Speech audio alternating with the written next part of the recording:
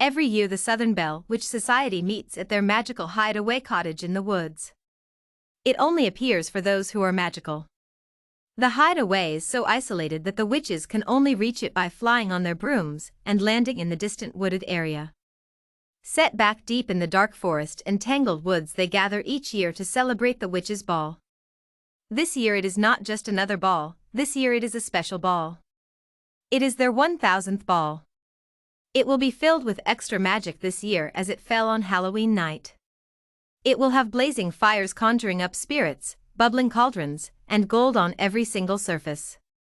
Spell books will fly open for all to read them, witches will cackle and howl into the night air, and sparks will fly from everyone's collective fingertips in an attempt to open a portal so wide that their sisters who have passed before them could speak with them for one special hour from the beyond.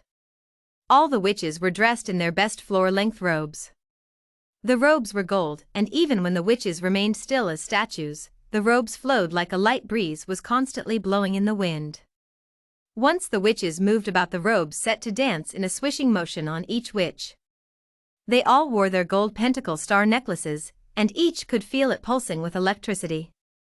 Dancing would normally take place, but this ball was filled with a fluid movement that allowed the entire coven to appear as one witch. They all wished around as light as a feather, and it looked as if they passed through one another as they moved around.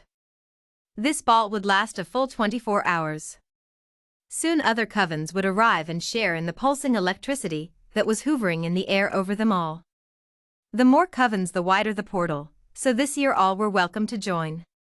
They needed to harness their collective powers.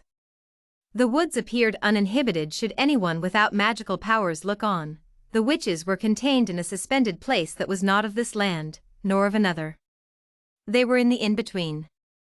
A spot away from prying eyes of those who would rather hang them than ask for their help in any way. What looked like woods to others was a magical place to them. Each witch dancing at a pinnacle of the star they had drawn around the woods. Magic seeped through the ground into the witches' feet as they danced.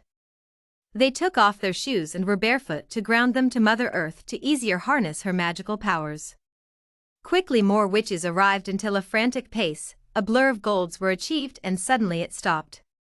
There was a violent shake of the earth, and all the witches collapsed to the earth, a black cloud hung in the air above them, and the portal was open.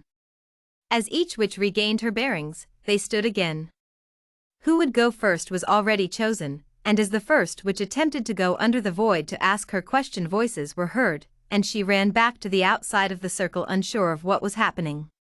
All Hallows' Eve was a sacred night, but even still evil could attempt to kill them. Voices chanting softly at first, and then a roaring came through the void. Sisters long gone from this time, all talking at once. One older witch held up her hands and demanded silence. She told the witches that one by one they were to approach the blackness and ask their one question. The first witch cautiously approached the circle again, and all was quiet while she asked her question of her sister. No one knew how long this portal would remain open. One sister after another stepped forward, spoke with a deceased sister, got their answers, and stepped back. Only the one asking the question could hear the answer to their question. It was a personal message just for them from the beyond. Well into the twilight hours, the ball carried on. As dawn approached, the black void shrunk. The portal closing before the dawn arrived. All the witches sitting on fallen trees, talking in small groups and hushed voices. Each one speaking about what a wonderful and magical place this was, and how blessed they were to learn from their sisters. Speaking to the dead on this night enhanced the witches' powers. Their sisters shared words about their futures. About the dangers that they faced and that they needed to bind together instead of break apart.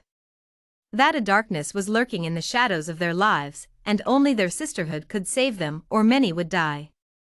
No one was told what loomed ahead. The deceased sisters could only give so much information, or they would be banished to the dark layer below, where their powers would be striped. Even from the beyond, darkness could take their souls. They would be forced to help evil triumph, and live in their suspended void with no chance of speaking with another sister again.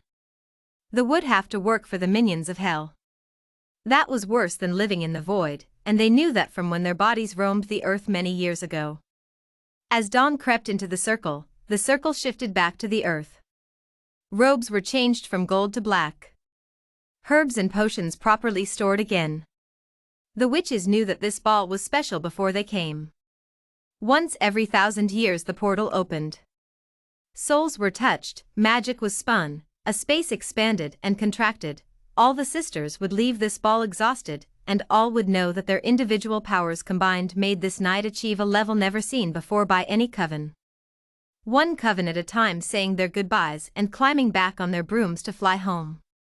Combined, the witches knew they could take on any evil creature or monster. They had witnessed something miraculous. Speaking with their dead sisters was a gift. Together they knew they were a force to be reckoned with, and each left feeling connected to each other, knowing that they were always there for each other from that special day forward. All Hallows Eve night on their 1000th anniversary will live in each witch for all eternity.